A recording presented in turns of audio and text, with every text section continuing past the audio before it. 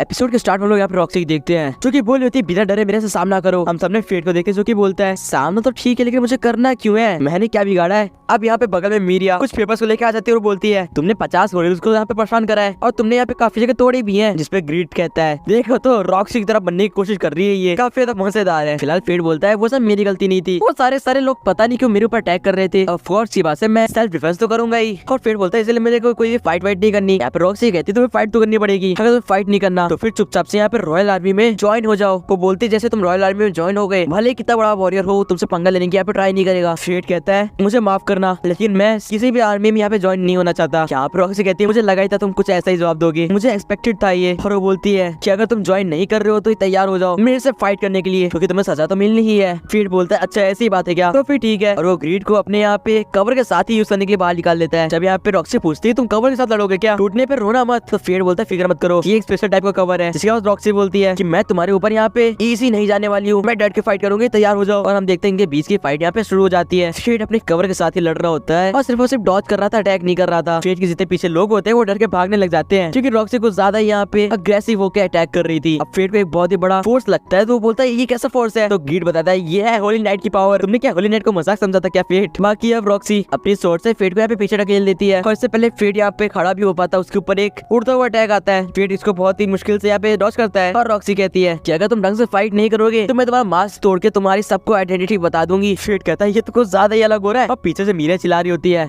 तो रॉक्सी को कोई भी नहीं हरा सकता। रॉक्सी बिना सोचे समझे एक बार फिर से फेट के ऊपर एक बहुत ही पावरफुल मूव करती है जिसको फेट डॉज करता है। अब फेट कह रहा होता है एक सेकंड इसकी मूव से ज्यादा फास्ट कैसे हो गए, क्या ये फिजिकल बूस्ट यूज कर रही है। फेट यहाँ पे पीछे कूद के 2 सेकंड की सांस लेता है, वो बोलता है बेशक ये एक होली नाइट है। वो अपने यहाँ पे कवर के साथ ही ग्रीड को एक होली नाइट का मूव यूज करता है जिसको देख के यहाँ पे रॉक्सी कहते हैं ये क्या, ये तो एक होली स्वॉर्ड का मूव है, ये तुम्हारी स्वॉर्ड कैसे परफॉर्म कर रही है। रॉक्सी कहती है क्या तुम एक होली नाइट हो, ये तुमने पहले मुझे क्यों नहीं बताया। फेट उसको अटैक करता है और बोलता है मैं कोई होली नाइट नहीं हूँ, मैं एक वॉरियर हूँ। पीछे यहाँ पे मीरिया मीगन का सर पकड़ के कह रही होती है अरे ऐसे तो रॉक्सी हार जाएगी, कुछ करो। फिलहाल जैसे फेट यहाँ पे रॉक्सी थोड़ा पीछे ढकेलता है उसकी नजर यहाँ पे रॉक्सी के उस लॉकेट पे पड़ती है जो कि बटरफ्लाई शेप में होता है लेकिन उसके अंदर का जो यहाँ पे एम्बलम थे उसको देख के फेट बोलता है अरे एक सेकंड ये तो वही चीज है जो कि मैंने यहाँ पे रॉक्सी गिफ्ट करी थी। अब हम यहाँ पे पास्ट को देखते हैं और फेट सोचता है क्या सच में रॉक्सी ने वो मेरे दिए हुए एमरल्ड से पहना है और इसी में यहाँ पे फेट का ध्यान भटक जाता है जिसका यहाँ पे फायदा उठा के रॉक्सी उसकी स्वॉर्ड हवा में उड़ा देती है। ग्रीड कह रहा होता है अरे बेवकूफ तुमने ये क्या करा, तुम्हारा ध्यान कहाँ पे था। अब फेट बोलता है माफ करना। मीरिया कह रही थी देख लो रॉक्सी सामा को कोई भी नहीं हरा सकता और ये मोटी खुपड़ी वाला तो बिल्कुल भी नहीं। यहाँ पे रॉक्सी बोलती है तुमने जानबूझ के यहाँ पे पीछे हटे हो तुम ना। फेट कहता है नहीं ऐसा तो बिल्कुल नहीं हुआ। फिलहाल फेट वहाँ से जाने लग जाता है और रॉक्सी बोलती है एक सेकंड मुझे तुमसे कुछ पूछना है। वो पूछती क्या तुमने यहाँ पे सर एरन से ट्रेनिंग ली है। वो बताती है एक्चुअली मैं भी रास्ते में उनसे ट्रेनिंग लेके आई थी और उन्होंने मेरे को बताया था कि तुम्हारी तरह ही एक फॉरेन उनसे मिला था जिसको यहाँ पे सर एरन ने काफी मुश्किलों के साथ सामना करा था उसका। रॉक्सी कहती है क्या तुम वही थे जिसकी सर एरन इतनी ज्यादा तारीफ कर रहे थे। फेट कहता है वो सब तुम्हें जाने की कोई भी जरूरत नहीं है, वैसे उससे तुम्हारा कोई फायदा नहीं है। रॉक्सी बोलती है कि मैं जानना चाहती हूँ, क्या तुम प्लीज मुझे बता सकते हो। फेट बोलता है माफ करना लेकिन मैं ये तुम्हें नहीं बता सकता। और वो जाते हुए मन में सोच रहा होता है यहाँ पे लिटरली में रॉक्सी के गले पे स्वॉर्ड है एंड वो अभी भी दूसरों की फिक्र करने में लगी हुई है, वो सच में बहुत ज्यादा काइंड है। तभी उसके सामने मीगन आता है, वो बोलता है कि ये तो होना ही था लेकिन फिर भी तुमने रॉक्सी के सामने होकर इतनी अच्छी फाइट दी, उसको मानना पड़ेगा। यहाँ पे जब मीगन किमेरा के बारे में बोलता है तो फेट बोलता है कि उसको भी कोई यहाँ पे कंट्रोल कर रहा था। मीगन कहता है क्या तुम्हें भी ये लगता है। फेट बोलता है जो मार्क यहाँ पे सैलेमेंडर के ऊपर बने थे वही मार्क यहाँ पे किमेरा के ऊपर भी बने थे, इट मींस कि उनको कोई सेम बंदा कंट्रोल कर रहा है। अब मीगन कहता है क्या तुम्हें नहीं लगता कि यहाँ पे मॉन्स्टर्स को यूज करना बहुत ज्यादा अजीब आइडिया है। इसमें फेट बोलता है तुम्हें भी ये लगता है। मीगन बताता है एक्चुअली मैं मेरे परदादा मेरे दादा और मेरे पापा सभी काफी ज्यादा ये सब चीजों में इंटरेस्टेड थे और हाँ मेरी बेटी उसको तो मत ही पूछो। ग्रीड कह रहा होता है क्या बात है, ये किसी के डैड है ये मुझे नहीं पता था। मीगन बताता है कि मेरी बेटी टॉप रिसर्चर्स में से एक है, उसकी रिसर्च कभी भी गलत नहीं हो सकती। फेट बोलता है कि क्यों ना उसको तुम बुला के इसके ऊपर रिसर्च करवाओ। जिससे मीगन कहता है एक सेकंड क्या तुम उससे मिलने के लिए उसे बुला रहे हो। फेट बोलता है अरे नहीं तुमको गलत लग रहा है। मीगन कहता है फिर क्या बात है और फिर वो अपनी बो को लेके फेट को कहता है कि रेन के साथ यहाँ पे मस्ती नहीं। फेट कहता है तुम गलत समझ रहे हो, मेरा ये मतलब नहीं था। मीगन यहाँ पे समझ नहीं रहा तो बोला था कि अब मैं तुम्हें छोड़ूंगा नहीं। बाकी सीन बता यहाँ पे देखते कि कोई बता रहा होता है क्या तुमने यहाँ पे डेफेल के बारे में सुना। या फिर रेन बताती है हाँ मैंने सुना, लगता है वो यहाँ पे हार्डो की मौत के बाद कुछ पागल सा हो गया है, अपने रूम में ही बंद रहता है। यहाँ पे उसके असिस्टेंट बताती है यहाँ पे रेफेल जो है वो फिलोसोफर स्टोन के ऊपर काम कर रहा है, उसमें रिसर्च कर रहा है। यहाँ पे उसके असिस्टेंट पूछती है क्या तुम्हें उसके बारे में कुछ पता है। इस पर रेन बोलती है क्या फिलोसोफर स्टोन ये करना क्या चाहता है। फिलहाल वो यहाँ पे उठ के जाती है और एक बुक निकालते हुए बोलती है फिलोसोफर स्टोन सही कहा ना मैंने, जरा मुझे देखने दो। और बोलती है ये रहा, ये स्टोन तो काफी ज्यादा यूनिक है, ये तुमको पूरी भी 100% तक हील कर सकता है, तुम्हारे यहाँ पे पावर्स को काफी ज्यादा पावरफुल बना सकता है और कुछ स्किल्स भी इसको यूज करने से एक्टिवेट हो जाती है। शीशे में हम यहाँ पे फेट को देखते हैं जो कि यहाँ पे कुछ बातें सोच रहा होता है। यहाँ पे फेट को माइंड की बात याद आती है जहाँ पे वो बता रही होती है कि अगर तुम्हें डिवाइन ड्रैगन को हराना है तो तुम्हें एक पावर है डोमेन ऑफ ई, जिसे तुम्हें पाना पड़ेगा तभी तुम उसे हरा पाओगे। फेट अब यहाँ पे अचानक से उठता है क्योंकि उसे बाहर से कुछ अलार्म की आवाज आ रही होती है। लग रहा होता है कि यहाँ पे कुछ तो हो रहा है। यहाँ पे हमें नॉर्सन बताता है कि रॉक्सी डेथ मार्च स्टार्ट हो चुकी है, हमें तुरंत से निकलना पड़ेगा। हमें रॉक्सी देखते हैं जो कि बोल रही होती है मैं समझ गई, मैं अपने सोल्जर्स को लेके आती हूँ, तुम बाकी लोग को सेव करो। एक्चुअली में डेथ मार्च एक बहुत ही बड़ा ग्रुप होता है मॉन्स्टर्स का जो कि यहाँ पे अटैक करता है। हम देखते हैं कि रॉक्सी ने काफी सारे सोल्जर्स को जमा कर लिया है और वो बोली सब लोग तैयार हो जाओ, हम लोग डेथ मार्च के लिए जा रहे हैं। जब फेट भी यहाँ पे पीछे से चल के आ रहा होता है और सोच रहा होता है ये सब क्या हो रहा है। जब वो यहाँ पे किंगडम से थोड़ा सा ऊपर से देखता है तो वो देखता है कि यहाँ पे एक टाइप से रॉयल सोल्जर्स जा रही है और दूसरी साइड से डेथ मार्च आ रही है। रीड पूछता है कि क्या इरादा है, फिर से हीरो बनना है क्या? जिससे फेट कहता है नहीं, डेथ मार्च को तो इजिली यहाँ पे रॉक्सी ही हैंडल कर लेगी और वो यहाँ पे अपनी आधी ग्लूटनी स्कूल को एक्टिवेट कर लेता है। रीड कहता है क्या बात है, फिर से अपना हाफ सेल्फ ग्लूटनी को दे दिया। वो बोलता है बाय द वे फेट हमें ज्यादा टाइम नहीं मिलेगा आराम करने का। वो बोलता है वो देखो साउथ साइड। हम यहाँ पे देखते हैं कि इस साइड से अंडरग्राउंड कुछ आ रहा होता है। रीड बताता है कि ये एक वेल टाइप है। फिर बोलता है अरे नहीं, जिस तरह ये बढ़ रहा है ये तुरंत से यहाँ पे कुछ ही मिनट्स के अंदर रॉयल सोल्जर्स के पास पहुंच जाएगा। फिर यहाँ पे ग्रीड को बो में कन्वर्ट करता है और बोलता है इससे पहले वो पहुंचे हम उसको मार देंगे। वो यहाँ पे एरो खींचता है और बोलता है कि सर एरन की ट्रेनिंग से मैं अपनी ये बो की पावर और उसकी रेंज बढ़ा सकता हूँ। पर वो कुछ ऐसा ही करता है जिससे हम देखते हैं कि उसकी बो काफी ज्यादा इनहैंस हो जाती है, पावरफुल हो जाती है। अब जैसे वो उस बो को शूट करता है वो यहाँ पे डायरेक्ट मिट्टी के अंदर ग्राउंड के अंदर घुसती हुई उस स्लाइम वाले वेल को बाहर निकालती है और हम देखते हैं कि ये काफी ज्यादा अजीब सा मॉन्स्टर है। फेट बोलता है नहीं, इसको भी कोई कंट्रोल कर रहा है और वो हंसते हुए नीचे जंप करता है। फेट बोलता है तुम हंस क्यों रहे हो? इसमें फेट कहता है क्योंकि एक टाइम पे इतनी ऊंचाई से जंप करने पे मेरे को डर लगता था। फेट बोलता है अब बारी है इस मॉन्स्टर के सारे लेवल्स देखने की। वो अपनी स्किल को यूज करता है और वो देखता है कि लेवल 440 का है और इसके हर एक स्किल 10 मिलियन से ऊपर है। फेट उसके ऊपर डायरेक्ट अटैक करने वाला होता है। तभी क्रीड कहता है पीछे हटो,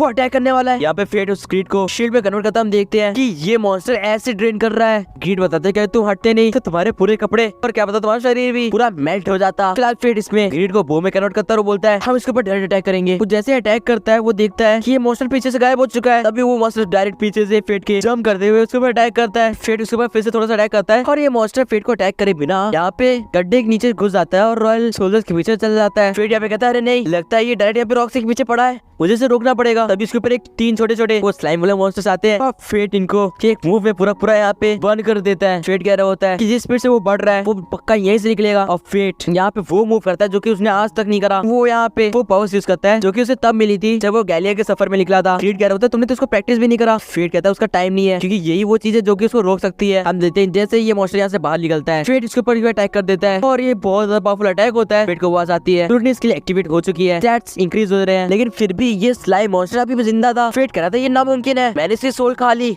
तो ये जिंदा कैसे है? तभी वो ऊपर देखता है वही मतलब जिसने मास्क पहना था जैसे फेट ने पहन रखा है। फेट कहता है ये कौन है? ये पक्के एरिस होगी जो कि ये सब कर रही है, मैं तुम्हें छोड़ूंगा नहीं। और फेट कह रहा होता है ये तो वही मास्क है, परसेप्शन इलेक्ट्रिक मास्क जैसे मेरा है। वो उसके ऊपर जंप करता है, वो बोलता है एरिस अब तुम्हारे मरने का टाइम आ चुका है, ये सब अभी के अभी रोक दो। तभी ग्रीड बोलता है उसका वेपन वो मॉडल सिंह है और साथ में एक ब्लैक गन स्वॉर्ड भी, एंड तुम्हें पीछे हटना पड़ेगा। तभी हम देखते हैं फेट के सामने फिर से वो 3 स्लाइम मॉन्स्टर आते हैं और फेट को मालूम पड़ता है कि ये स्लाइम्स को वही अपने एबिलिटी से कंट्रोल कर रहा है। ये मॉन्स्टर्स उसके ऊपर अटैक करते हैं। ग्रीड बोलता है फेट हटो वहाँ से, लेकिन फेट वहीं पे रहता है और इस स्लाइम फेट को कच्चा निकल जाता है। अंदर यहाँ पे ग्रीड कह रहा होता है फेट से ये तुमने क्या करा, लेकिन हम देखते हैं कि सारे स्लाइम पूरी तरह से पिघल जाते हैं और ग्रीड कहता है कमाल है, तुमने ये कब सोचा? फेट बताता है कि मैंने बस ये सोचा किस टाइम मैं ग्लूटनी हूँ और मुझे ये लगा कि अभी मेरा खाना खत्म नहीं हुआ है। बाकी वो इसके सामने आता है, वो बोलता है कि तुम जो भी हो तुम यहाँ पे रॉक्सी को मारने की ट्राई कर रहे हो, इसलिए मैं तुम्हें छोड़ूंगा नहीं। वो यहाँ पे अपनी एरो शूट करने वाला होता है ग्लूटनी स्किल से। तभी ग्रीड उससे बोलता है तुम हरा नहीं पाओगे, उसको हराने के लिए तुम्हें यहाँ पे डोमेन ऑफ ई को अचीव करना पड़ेगा। ग्रीड बताता है कि तुम एज अ ह्यूमन अपनी मैक्स स्ट्रेंथ पे हो, इससे ज्यादा तुम अचीव नहीं कर सकते फेट। और फेट यही गलती कर देता है,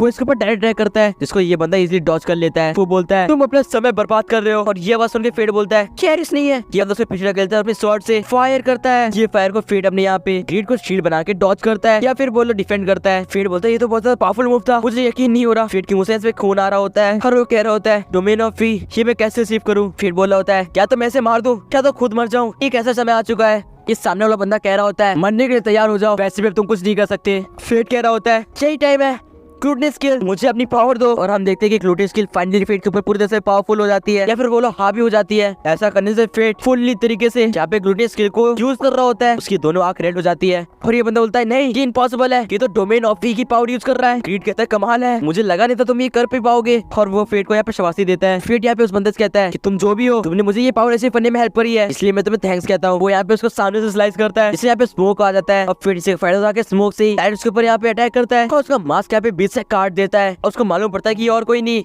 नॉर्थन होता है, वही होली नाइट। इसको देखे फिर बोलता है नॉर्थन तुम, इसमें बोलता है तुम आधे सही हो और आधे गलत। और वो यहाँ पे एक सीटी या फिर वेसल लेता है, उसे वो जैसे ही बजाता है वो बोलता है कि अब तुम ज्यादा देर जिंदा रह नहीं पाओगे। हम देते हैं कि डिवाइन ड्रैगन यहाँ पे आ जाता है, जिसने यहाँ पे रॉक्सी के फादर की जान ली थी। फिर बोलता है ये तो डिवाइन ड्रैगन है और ये यहाँ कैसे। जैसे ही वो देखता है कि वो डिवाइन ड्रैगन रॉक्सी साइड जा रहा है, फिर यहाँ पे भागता है और उससे फायदा उठा के नॉर्थन उस पर अटैक करने की ट्राई करता है। फिर के सामने वो बहुत ऐसे स्लाइम मॉन्स्टर्स को लाता है, लेकिन फिर बोलता है ये मेरा क्या बिगाड़ेंगे, मेरे पास इनके लिए टाइम नहीं है। हम देते हैं कि ये डिवाइन ड्रैगन डायरेक्ट यहाँ पे रॉक्सी के साइड जाता है। रॉक्सी एकदम इसके सामने होती है और बोलती है कि मैं अपने फादर का बदला लूंगी। लेकिन जैसे ही वो अटैक करता है रॉक्सी भी काफी ज्यादा डर जाती है, क्योंकि ये अटैक काफी ज्यादा पावरफुल था। लेकिन यहाँ पे खुशकिस्मती से रॉक्सी सामने यहाँ पे फेड आ जाता है, उसको बचा लेता है। फेड कह रहा होता है कि अब नहीं, एक बार मैंने गलती कर दी। उसका वहां से मास्क छूट रहा था और वो बोल रहा था लेकिन इस बार नहीं, इस बार मैं रॉक्सी को प्रोटेक्ट करूंगा। और हम देखते हैं कि यहाँ पे फाइनली फेड रॉक्सी को प्रोटेक्ट कर लेता है। रॉक्सी बोलती है फे तुम हो, और फेड बोलता है फाइनली मैंने रॉक्सी को प्रोटेक्ट करा। रॉक्सी बोलती है क्या मैं गलत नहीं हूँ तो ये तुम ही हो।